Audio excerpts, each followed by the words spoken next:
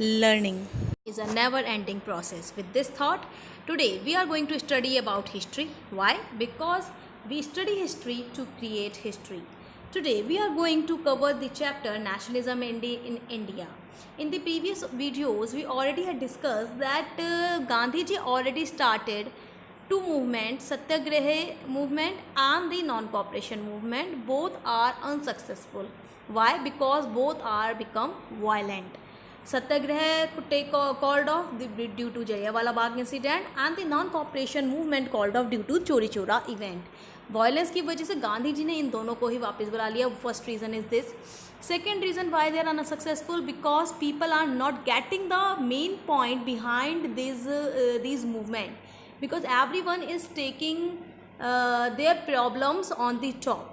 हर एक कोई अपनी प्रॉब्लम को टॉप पे रख रहा था and they think that when their problem had been solve they get independent.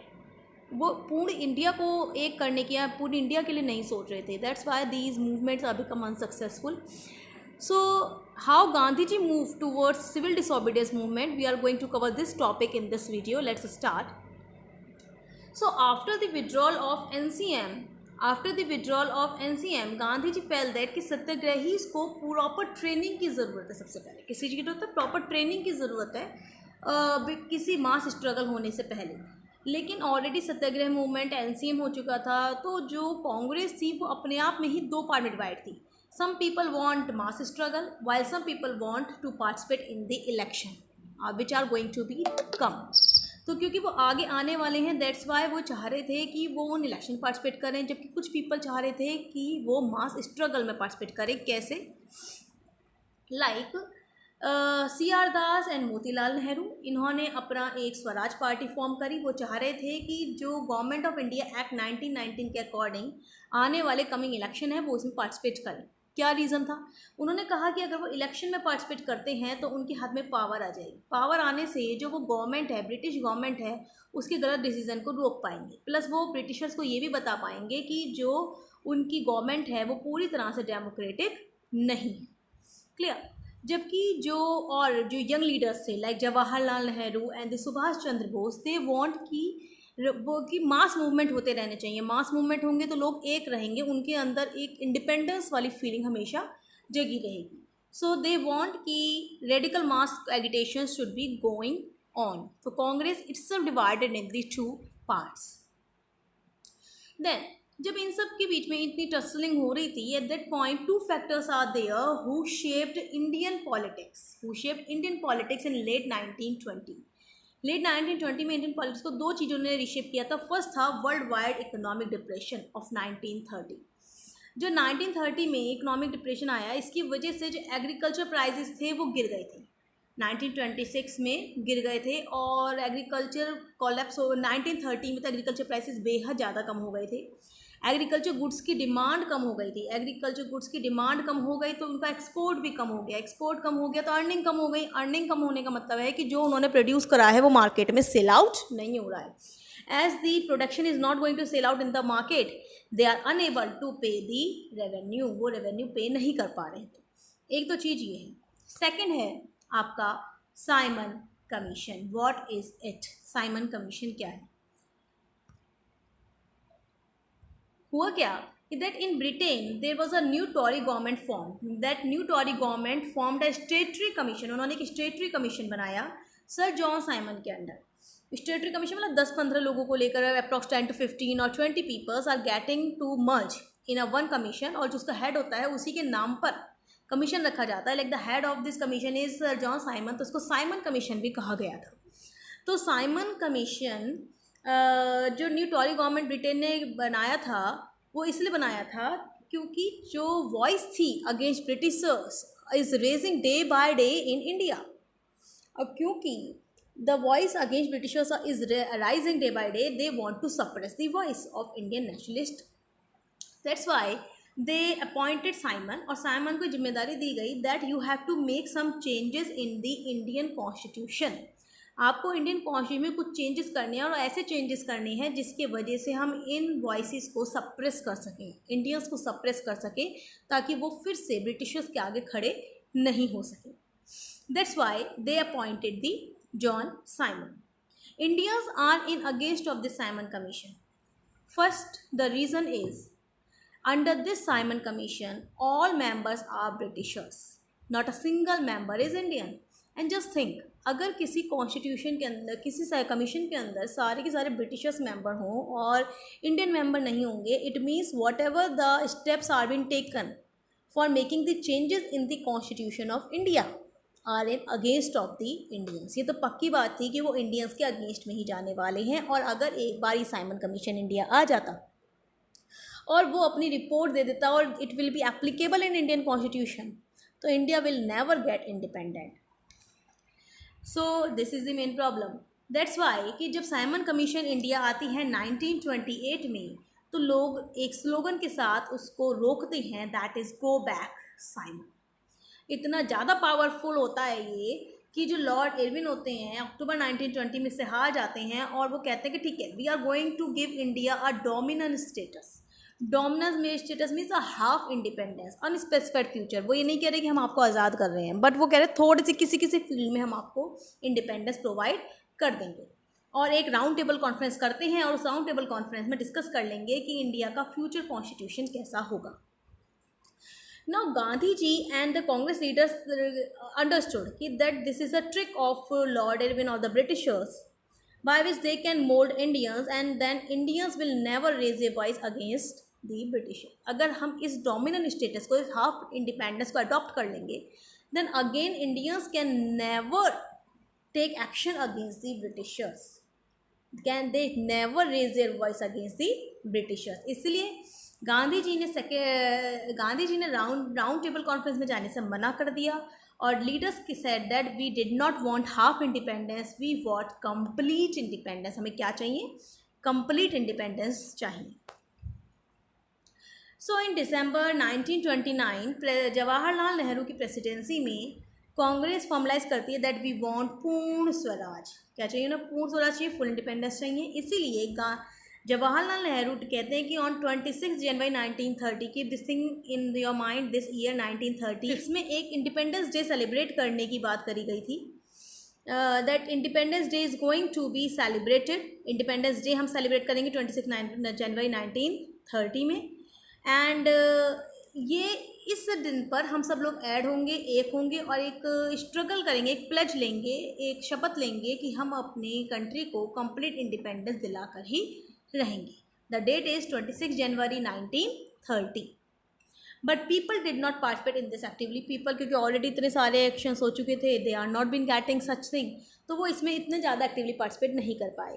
तो लोगों को इस मूवमेंट से जोड़ने के लिए गांधी जी ने सोचा that it is necessary that all are joined with this movement only when I join them with the everyday life. यानी कि ये लोग अपने इस मूवमेंट के साथ तभी जुड़ पाएंगे जब वो लोग अपने किसी घरेलू मुद्दे, एक एवरीडे लाइफ के कॉन्सेप्ट्स को लेकर अगर हम इस मुद्दे को उठाएंगे तो शायद सब लोग इसके साथ जुड़ जाएंगे. इसी सोच को लेते हुए गांधी जी ने स्टार्ट करी salt march and the civil disobedience movement. Now why salt march? Salt उन्होंने कहा कि अभी हमने पीछे क्या पढ़ा. गांधी जी ने सोचा कि जब तक मैं इसे बेसिक आइडिया को, यानी कि इस आइडिया को बेसिकली सबके संग रिलेट नहीं करूँगा तो काम नहीं बनेगा. तो सॉल्ट एक बेसिक नेसेसिटी है लाइफ की. तो गांधी जी ने सोचा कि पावरफुल वेपन है जो पूरी कंट्री को यूनाइट कर सकता है. तो 31 जनवरी 1930 को गांधी जी ने वाइसरॉय इरविन को एक लेटर लिखा जिसमें उन्होंने 11 डिमांड लिखी. और वो जो 11 डिमांड थी वो अलग अलग क्लास की बेसिक नेसेसिटी से बिलोंग करती थी, इंडस्ट्रियलिस्ट टू पीसेंट तक. लेकिन जो सबसे फेमस डिमांड थी वो थी सॉल्ट टैक्स का एबॉलिशन. सॉल्ट टैक्स यानी कि सॉल्ट बनाने की जो राइट था वो सिर्फ और सिर्फ ब्रिटिशर्स के पास था, गवर्नमेंट के पास था. No one can else make the salt. और सॉल्ट चाहे पुअर हो या रिच हो, everyone is consuming in a proper quantity. So he want कि इस पर टैक्स नहीं होना चाहिए क्योंकि poor person several time is there कि बहुत सारे बार ऐसा होता है कि poor person did not have anything, so उसको मतलब नमक की ही रोटी खानी पड़ती. That's why he think that कि salt tax should be abolished.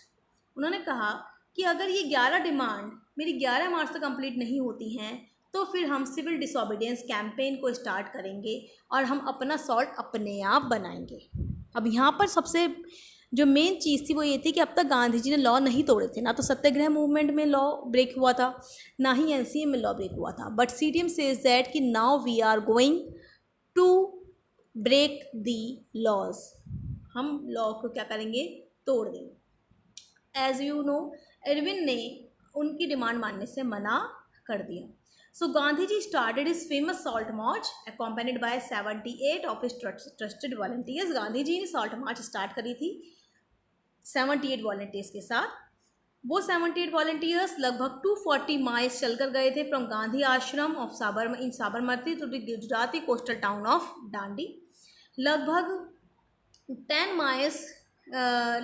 Miles they walk in a day and 24 days से चलने के बाद वो कहाँ पहुँचते हैं, अपने प्लेस पर पहुँच जाते हैं। और गांधी जी जहाँ जहाँ रुकते हैं हज़ारों की भीड़ उनको सुनने के लिए तैयार होती है। और गांधी जी उस वक्त उन्हें स्वराज का मतलब समझाते हैं कि स्वराज का मतलब आपकी पर्सनल प्रॉब्लम्स का एंड नहीं है, और उनको कहते हैं कि हमें बहुत शांति की तरह से रहकर ब्रिटिशर्स को हराना है। 6 अप्रैल को गांधी जी डांडी पहुंच जाते हैं और वहाँ पर लॉ वायलेट करने की सेरेमनी शुरू हो जाती है और गांधी जी खुद सी वाटर को बॉयल करके सॉल्ट मैन्युफैक्चर करते हैं। This is the beginning of civil disobedience movement. अब लोगों ने सिर्फ ब्रिटिशर्स को कॉपरेट करने के लिए मना नहीं करा, इसके अलावा उन्होंने बहुत सारे लॉ ब्रेक करने शुरू कर दिए। लाइक उन्होंने सॉल्ट लॉ ब्रेक करा, सॉल्ट अपने आप बनाना शुरू कर दिया और उन्हीं की सॉल्ट फैक्ट्रीज़ के सामने उसे डेमोन्स्ट्रेट भी किया, उन्हीं के सामने मतलब खड़े होकर वो भी करा, यूज़ भी करा, बेचा भी, उसको समझाया कि भाई हम अपना सॉल्ट अपने आप बना रहे हैं। पीजेंट्स ने रेवेन्यू देने से मना कर दिया, चौकीदारी टैक्स आपका देने से मना कर दिया, एंड विलेज ऑफिशियल्स ने रिज़ाइन कर दिया, फॉरेस्ट पीपल ने फॉरेस्ट लॉ ब्रेक कर दिया, और जो रिजर्व फॉरेस्ट थे जहाँ पर उनकी एंट्री बैन थी उन एरियाज़ में, उन फॉरेस्ट में जाकर उन्होंने अपने कैटल्स को ग्रेज भी कराया और वुड भी कलेक्ट करे। Now the reaction of calling government. जब उन्होंने देखा कि इतना ज़्यादा कुछ कर रहे हैं तो कॉलिंग गवर्नमेंट रिएक्शन कैसा रहेगा, जैसा कि आप सोच रहे होंगे माइंड में, वैसा ही कुछ था कि कांग्रेस लीडर को अरेस्ट कर लिया जाता है। अब्दुल गफ्फार खान जो कि महात्मा गांधी के डिसिपल थे, उनको अप्रैल 1930 में अरेस्ट कर लिया जाता है। एक महीने के बाद महात्मा गांधी जी को भी अरेस्ट कर लिया जाता है। ऑब्वियसली इंडियंस का रिएक्शन भी कुछ ना कुछ रहेगा। इंडियंस क्या होता है कि बहुत जगह क्लैशेस होने लगते हैं, क्राउड्स पेशावर में डेमोन्स्ट्रेट करने लगती है। जो इंडस्ट्रियल वर्कर हैं शोलापुर के, वो पुलिस पोस्ट पर अटैक करते हैं, municipal building, law courts, railway station, जो भी चीज़ ब्रिटिशर्स को रिप्रेजेंट कर रही है हर चीज़ पर वो अटैक करने लगते हैं। जो गवर्नमेंट थी वो इतनी ज़्यादा डर जाती है कि वो इन पीसफुल जहाँ पीसफुल सत्याग्रहीज बैठे हुए थे उन पर अटैक कर देती है, वीमेंस को, चिल्ड्रंस को मारती है और लगभग 1 लाख लोगों को अरेस्ट कर लेती है। और अगेन जब गांधी जी इतना ज़्यादा वायलेंस देखते हैं तो महात्मा गांधी फिर से सिविल डिसोबीडियंस मूवमेंट को कॉल्ड ऑफ कर लेते हैं और इरविन के संग पैक्ट में ऐड जाते हैं ऑन 5 मार्च 1931। 5 मार्च को वो लॉर्ड इरविन के पैक्ट के साथ जुड़ जाते हैं। नाउ अभी हमने 2 पढ़े, एक तो पढ़ा एनसीएम और एक पढ़ा सीडीएम, और it's very important from the exam point of view too कि एनसीएम एंड सीडीएम में डिफरेंस क्या है। So when we talk about the difference between NCM and CDM, NCM means कि ये जो मूवमेंट है ये 1921 में लॉन्च हुआ था, जबकि CDM आपका 1930 में लॉन्च हुआ था। NCM में इसमें हमने कोई लॉ ब्रेक नहीं करा, सिर्फ हमने ब्रिटिशर्स को कॉपरेट करने के लिए मना करा था, जबकि CDM में लॉ भी ब्रेक हुए हैं। NCM को लॉन्च किया गया था Rowlatt act Jallianwala Bagh incident के बाद, जबकि CDM को लॉन्च करा गया था क्योंकि साइमन कमीशन आ गया था, गांधी जी की 11 डिमांड फेल हुई थी, इसीलिए CDM लॉन्च किया गया। NCM में मुस्लिम्स ने पार्टिसिपेट किया था बहुत बड़े लेवल पर, जबकि CDM में मुस्लिम्स ने पार्टिसिपेट नहीं किया था। NCM में विमेंस ने पार्टिसिपेट नहीं करा था, जबकि CDM में विमेंस ने पार्टिसिपेट किया था। NCM कॉल्ड ऑफ किया गया था आफ्टर चोरी चोरा इंसिडेंट, CDM कॉल्ड ऑफ किया गया था जब गांधी जी ने गांधी इरविन पैक्ट साइन किया था। NCM 1922 में कॉल्ड ऑफ किया गया था, जबकि CDM 1931 में कॉल्ड ऑफ कर लिया गया था। So thank you for watching the video.